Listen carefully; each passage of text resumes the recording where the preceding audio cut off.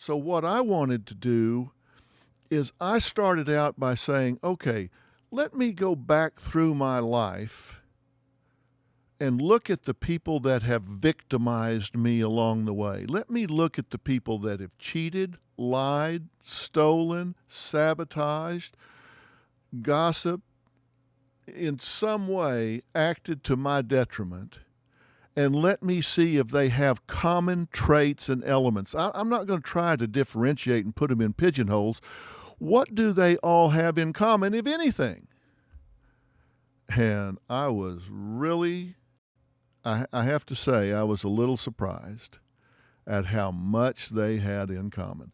First off, there were more than I realized. And, you know, maybe some people have me on their baiter list. I don't know, but I made a list of baiters. And I was surprised how many had been in my life, in my profession, how many had been in my personal life, how many were in my family. But I wrote them down, and then I started saying, okay, what was the characteristic that defined this person? Now this person, now this person. And then I went and started crossing out those that were specific to that person and kept only those things that cut across all of them. Boy, was there a list, and it's what made up baiters. They were all backstabbers. None of them had the guts.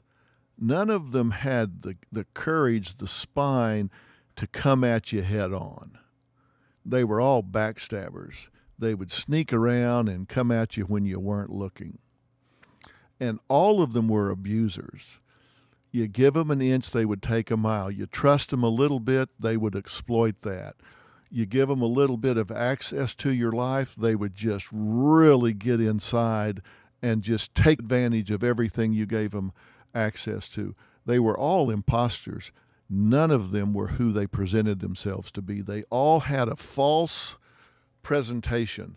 Nobody came as who they really were. They all had this facade that they put out, pretending to be somebody they weren't. And every one of them were takers. You know, you can divide people in a lot of categories: givers and takers. And every one of these people was a taker. When you looked at the pattern of your relationship with them across 1 year, 2 years, 5 years, they were takers. They were always taking, and never giving anything back. And they were all exploiters. No matter what situation you put them in, they always found a way to make it benefit themselves. Didn't matter what the cost was to you, they would cause you to lose $10,000 to make $500 for themselves.